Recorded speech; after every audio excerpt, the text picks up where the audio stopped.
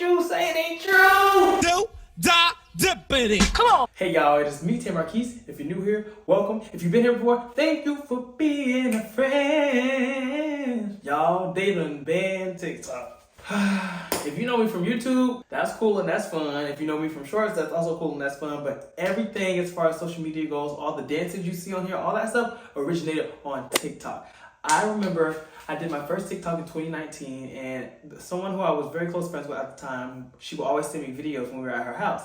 And she had the app, she was on it before me, but she wasn't really posting. She was just like scrolling and stuff like that. And I'll always be like, stop sending me the videos, just show me. Like, you're literally like, it's right there. And she was like, you have to download the app, you have to download the app. And I'm like, I don't know, I don't really need to do it. At the time, I was just on social media like Snapchat, I had an Instagram, but I wasn't posting crazy. But I always wanted to be a dancer on social media. I wanted to be a dub smash dancer, an Instagram dancer. I wanted to be all that. I wanted to just create on a platform, a public platform on social media and be like recognized for it and get like opportunities and stuff from it.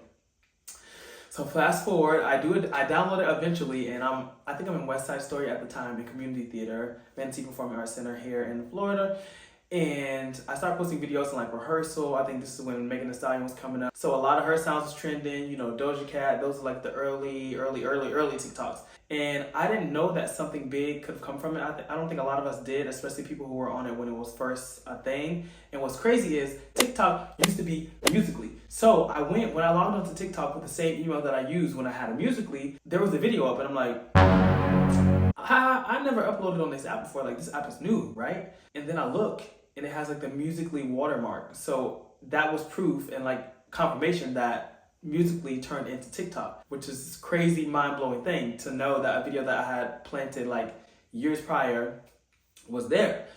So I was like, okay. And the video had like 300 likes or whatever. And at the time, because there wasn't any big creators, not a lot of people were on, well, there's people on Musical.ly, but not a lot of people were on TikTok. I feel like 300 was a lot. So I went from there and I would just post like a video every once in a while. I would make like fun comedy videos, try to partake in trends, do a few dance trends or whatever, but nothing crazy. It wasn't like, there wasn't this thing to it. There wasn't this energy. There wasn't this, you can build a career aspect that I come to TikTok yet. So I was posting videos and then I started college in fall of 2019. I initially joined TikTok in like August 2019. Started college fall of 2019. I was posting videos. I was trying to break the nerves of posting in public, I was trying to break the nerves of dancing and creating videos in public. So I would go to like Times Square and just stop in the center of a crowd and make a TikTok because I needed to be, I needed to fight anxiety.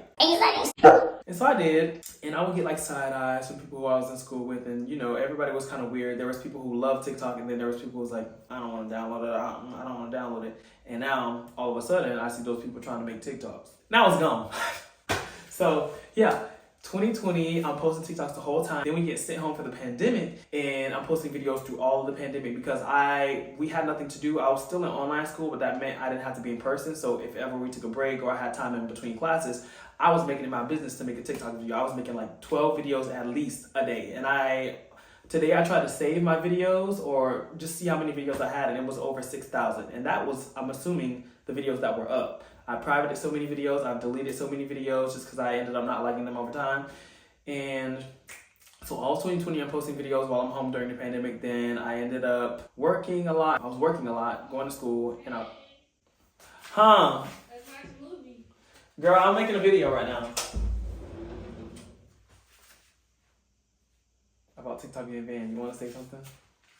No. Come on. I'm speechless. I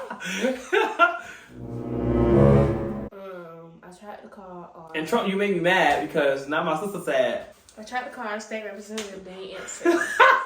She ain't never called a representative for nothing in her life. And she called him for TikTok. I'm gonna call in the morning. She said, I want to go to Thailand. Why you calling state representative after man? Stop trying to, stop. Get out. I need to know what's next. So I was taking video. You relax and you just. In the arms of an angel, lie away. We all heard.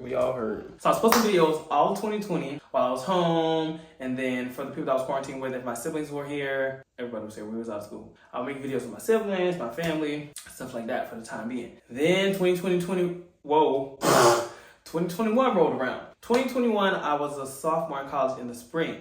So I was still making videos, and I was wearing this exact sweater when I was studying for one of my finals, my sophomore year, and I was really tired. I was really stressed about the final because I knew it was going to be hard, but there was so much information. I'm like, how do you expect somebody to remember all of this information? It didn't matter. So I closed that laptop, went to the bathroom, this handy dandy half bathroom where I would make all my videos and drop all my ideas, and just dance was a tool that helped me rejuvenate myself or get a boost of energy that I needed throughout my whole collegiate career. So I would always go and pause when I would take a 5-minute break, make a video, come up with some choreography, do a little dance, whatever, film it, and then put it in the drafts for the next day where I would put on some clothes and maybe, fit the TikTok aesthetic. So I had this hoodie on, I was studying for my final. Of course, I was still in college. This was the college I was at.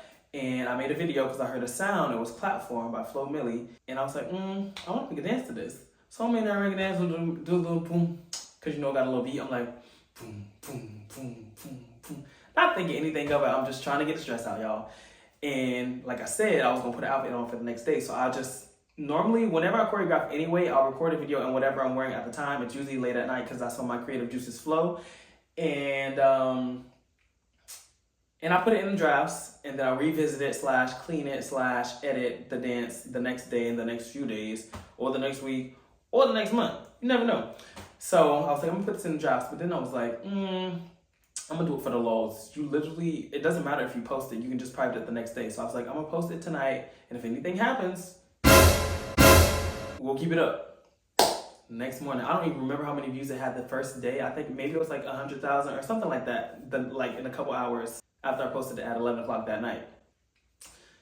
And then millions. The sound initially, literally the sound itself had a couple hundred videos, and it was of people clapping their feet together.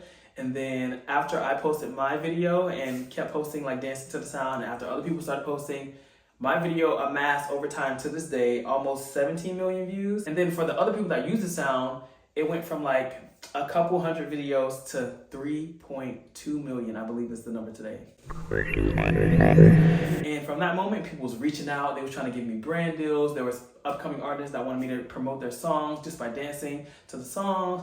I was getting small gigs and stuff, and just some sort of notoriety from the app or whatever. And so I was trying to pump out all the dances. I have been choreographing, posting dozens of dances way before that video went viral. I was posting hundreds and hundreds and hundreds of videos every single day. Whenever I would learn a dance / make a dance, I would do the dance, do the other dances that I learned that day. So I would make 12 videos plus every single day. And then I would just keep doing it in rotation. So I would do 1, 2, 3, 4, 5, 6, 7, 8, 9, 10, 11, 12 videos, 12 different dances, a couple that I made, a couple that other people made. And then I would do that same block of dances the next day, or same block of video ideas the next day, until something happened. I was being persistent and consistent about this whole TikTok thing that I had going on. At this time, the biggest creators were Charlie, Addison, who I did become mutuals. Addison did my dance. I don't know if Charlie saw it. I feel like Charlie saw it. Charlie never did it, but I think she saw it because the people that were around her, Markel, if y'all know Markel did it. Met Markel's really nice. Those were the big creators at the time. It wasn't this big thing to have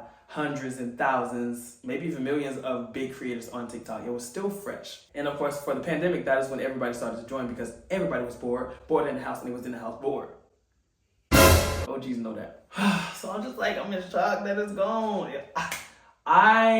For some reason, I think I was able to separate mentally from it. I'm not super duper hurt because for a while now, TikTok has been kind of slow for me, but I would use it as a reference for sounds, trend ideas, and I would make the videos on TikTok because it was so user-friendly when it came to social media and creating quick videos, and then I would save it and cross-platform it to YouTube and Instagram.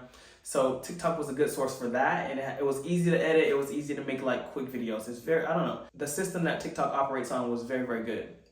So after that, I went back to school. Junior year was making more videos, and then more videos senior year, doing brand deals here and there. I did Planet Fitness, Popcorners, Calvin Klein, things that I could have never imagined in my life. And like I said, I wanted to be a little dub smash dancer. I used to make dub smashes and post them on Facebook and stuff. Facebook was a big thing when I was younger in middle school and stuff. All of us was on Facebook. And I used to go live on Facebook a lot too with my friends because we would have sleepovers and all this stuff. And it was just a thing. We were doing social media in 2012, 2013. So we've been doing it, but nothing to this day compares to what TikTok did, what TikTok is, what TikTok was, what TikTok provided for the world. So I'm grateful that happened. I'm grateful that I got to get my little share out of it, got to grow creatively, because as far as dance goes, I was at the time, especially in school, only learning like theatrical, jazz, musical theater, ballet. There was not really a street aspect that I had grown up doing, like the dub smash dances and all that kind of stuff. So TikTok sort of helped me get back into that, slash pushed me to challenge myself and create more complex stuff as a choreographer and as a dancer. So I think TikTok helped me grow a lot as a dancer as well, because it wasn't just people making quick, little, fun, easy dances. It was people just posting whatever dances they had and putting them on the app. And if the dance was easy, most likely it was going to go viral and people were going to do it. But if it wasn't, it could still go viral, but it was very unlikely that people were going to do it. And I learned that when I was choreographing dances, people would be like, this is too hard, this is too this is too that.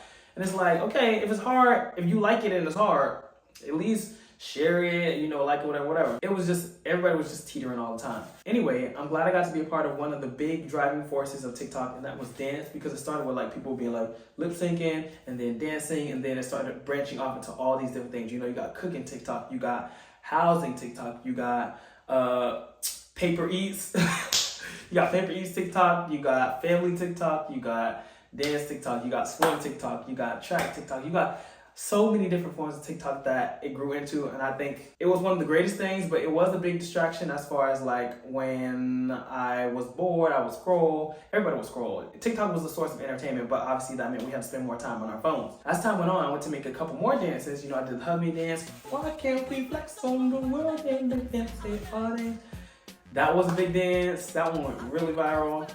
What else did I do? Oh, and recently, I feel like the most recent biggest dance that I made was the Sunday in the Park with George dance. There are worse things that they may not know what on a Sunday. And for years when I was doing TikTok, it's crazy to say that I've been doing TikTok since 2019 because we're in 2025.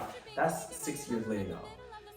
Sunday in the Park with George sort of brought the theater community and made it more close-knit when it came to the community that I fostered on social media, because for years I kind of shied away from theater-specific TikTok. Like, I was dancing. It was obvious that I was a theater major. It was obvious that I was in New York, that I was seeing Broadway shows, but I never did specifically curate content for the theater community because I wanted TikTok to be its own thing and to just not prove to anyone, but prove that I was versatile and multifaceted.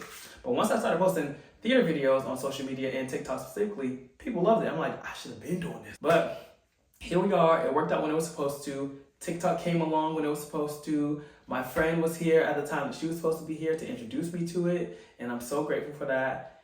And I'm grateful for the seed, because I think every door that closes is the beginning of a new step, a new journey, especially creatively. I'm not broken about it. I'm just shocked that it's actually been.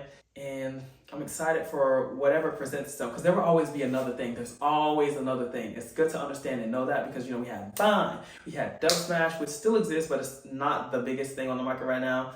Then we had TikTok, which is the biggest thing that ever happened. And then now there's Red Note, and there's so many things that are always happening. Life is always changing. Things are always advancing. People are always growing creatively. And I'm excited to see where this takes me.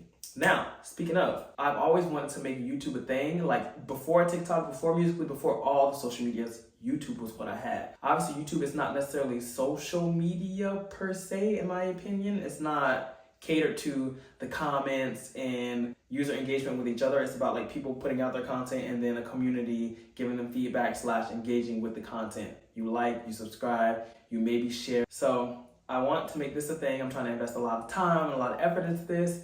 And y'all, I'm just sad to see it go. I'm glad that YouTube is still here. I'm glad that I have the facilities to be able to even make this video right now, because younger me I didn't have a camera. I didn't have a phone that could record more than like 30 seconds without running out of storage. So I'm very blessed in that way. I'm very blessed to be alive in this moment, to experience what TikTok was, how it started, what it became, the friends that I made on TikTok, the things I created on TikTok outside of dances, the dances I did make, how that translated into my real life and my career, the opportunities that I got because people knew me on TikTok, the free food that I got because I love food, the TikTok events I got to do, the traveling, the merch. I don't know. It was just something I could have never curated in my mind. So for that, I'm grateful.